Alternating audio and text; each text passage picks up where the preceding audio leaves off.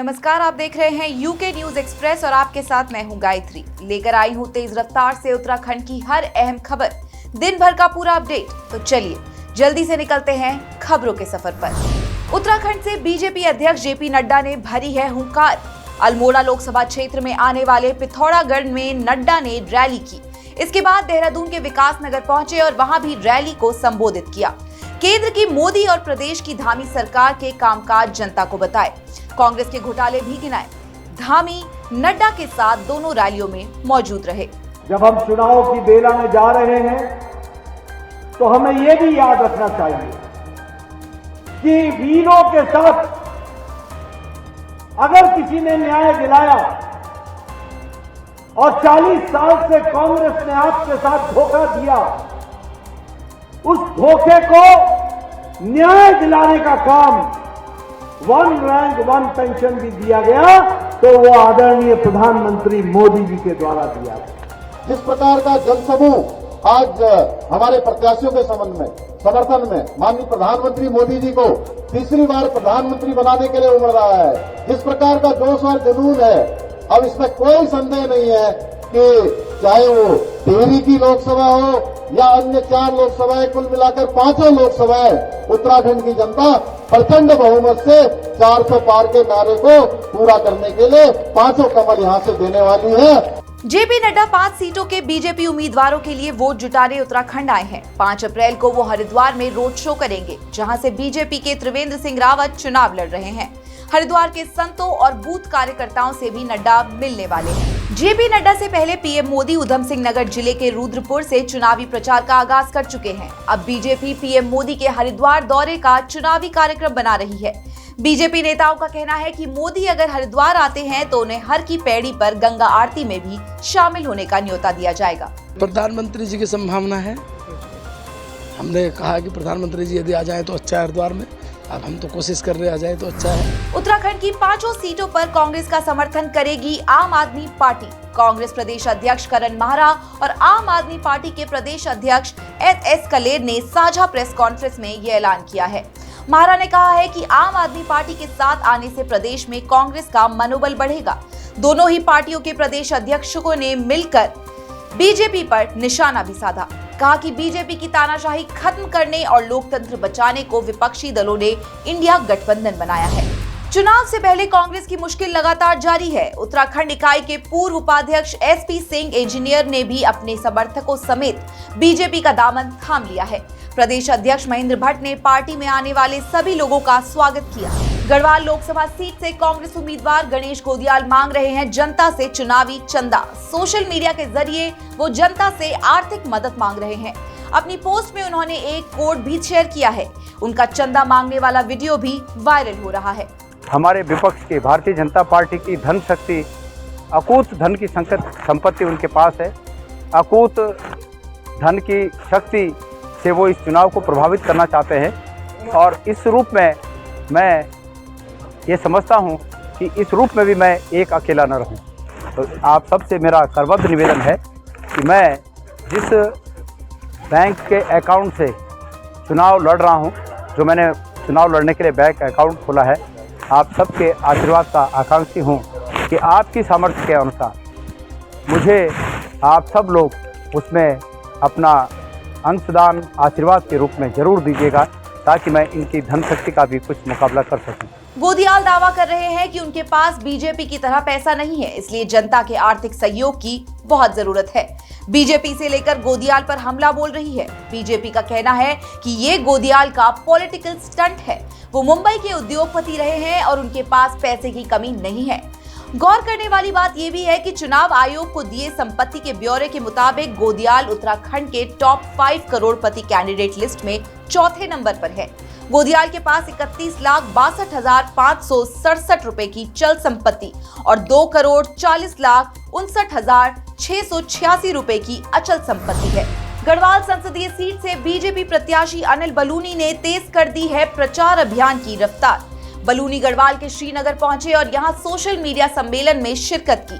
गढ़वाली गीतकारों ने बलूनी और पीएम नरेंद्र मोदी के ऊपर बनाए हुए गढ़वाली गीत के जरिए उनका स्वागत किया और कहा कि सोशल मीडिया प्रचारक प्रभावशाली तरीके से एक बेहतर छवि के व्यक्ति को संसद पहुंचाने के लिए प्रचार करेगी। इससे पहले बलूनी ने मलेथा क्षेत्र में पहुंचकर वीर शिरोमणि माधो सिंह भंडारी की मूर्ति के दर्शन भी किए।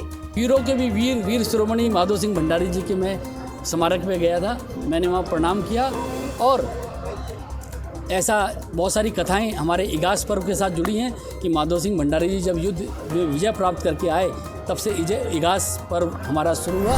उत्तराखंड में 19 अप्रैल को वोटिंग के दौरान दुर्गम क्षेत्रों के मतदान केंद्रों पर ड्रोन से रखी जाएगी निगरानी। 19 अप्रैल को प्रदेश की 5 लोकसभा सीटों पर वोट डाले जाने हैं। चुनाव की तैयारियों में जुटे अधिकारियों के मुताबिक पहाड़ में ऐसे कई इलाके हैं जहां सीसीटीवी कैमरा लगाया जाना संभव नहीं है और जहां सर्वेलेंस और फोटो या वीडियोग्राफी भी मुश्किल है। ऐसे वोटिंग के दौरान ड्रोन से निगरानी की योजना तैयार की जा रही है ताकि चुनाव बिना किसी बाधा के संपन्न कराए जा सके। चुनाव के बीच नैनीताल आने वाले पर्यटकों को नहीं होगी परेशानी। पुलिस ने पर्यटकों को असुविधाओं से बचाने के लिए तैयारी कर ली है। ट्रैफिक की सुचारू व्यवस्था किए जाने को लेकर हल्द्वानी से नैनीताल तक सभी थाना चौकियों और यातायात पुलिस को विशेष एहतियात बरतने के निर्देश दिए गए हैं। सबसे पहले तो हम ये कोशिश कर रहे हैं कि जो चेकिंग प्रेस जहाँ पे भी हो रही है वहाँ टूरिस्ट को ज़्यादा असुविधा नहीं हो, इसके लिए हमने निर्देश दिए गए हैं। साथ ही एक्स्ट्रा जो फोर्स है उसकी तैनाती भी हमने टूरिस्ट स्पॉट पे की है और जो हमारे सीपीयू की और ट्रैफिक की जो टीम है वो भी इसमें लगी हुई है। चुनाव से पहले उत्तराखंड में अवैध शराब की खेप मिलने का सिलसिला जारी है। अब हल्द्वानी के काठ गोदाम में एक घर से 52 पेटी अवैध शराब जब्त की गई है। एक तस्कर भी गिरफ्तार हुआ है।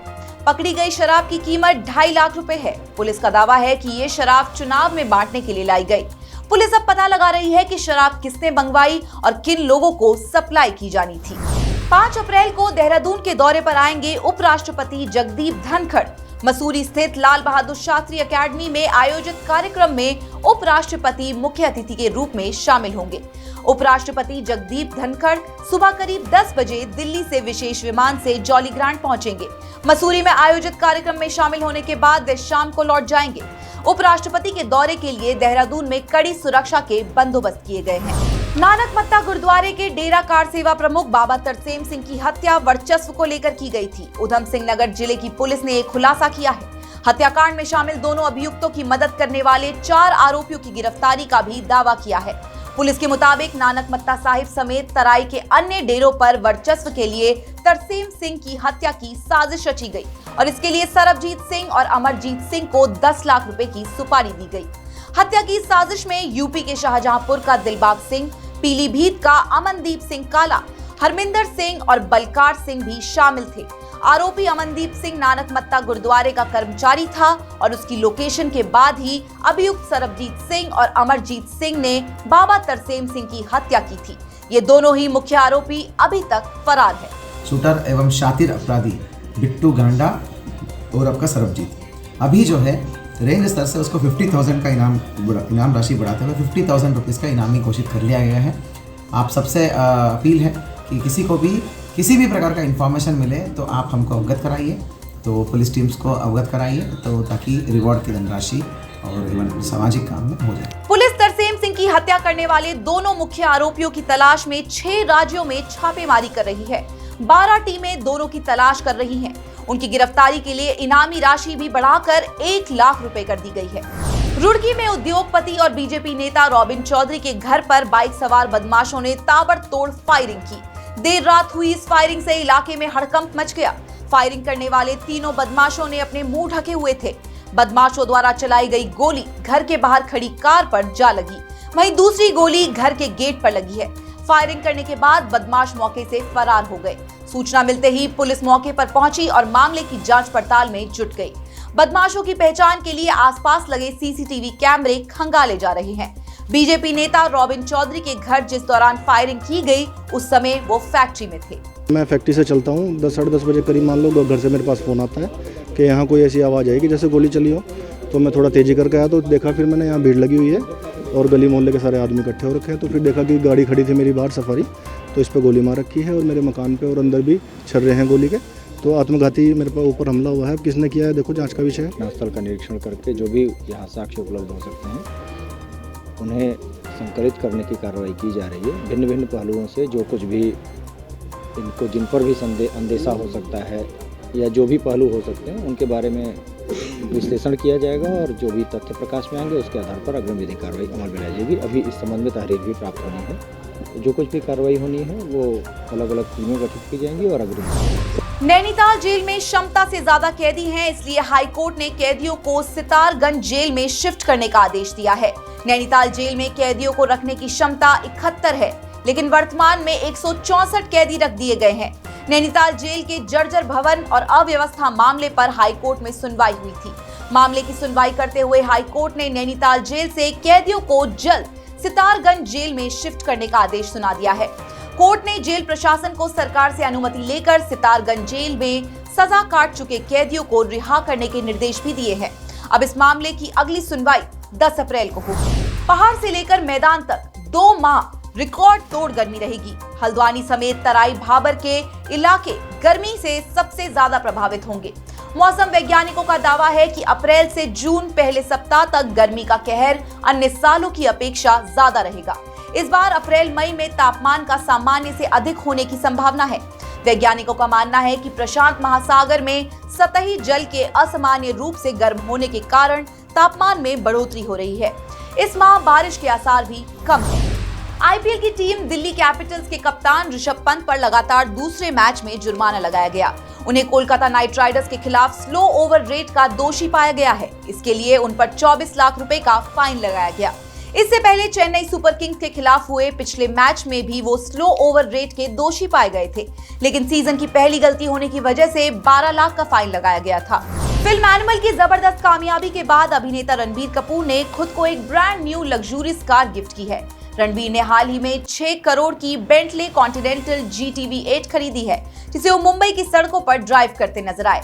रणबीर की नई dark sapphire blue Bentley continental car के वीडियो सोशल मीडिया पर वायरल हो रहे हैं। फिल्म एनिमल ने रणबीर के करियर को नई ऊंचाई दी है। रणबीर फिलहाल डायरेक्टर नीतीश तिवारी की फिल्म रामायण की तैयारियों में जुटे हुए हैं। यूके न्यूज एक्सप्रेस में खबरों का सफर अभी बस यहीं तक। उत्तराखंड की अहम खबरों को जानने के लिए आप जुड़े रहिएगा श्रेष्ठ उत्तराखंड के साथ।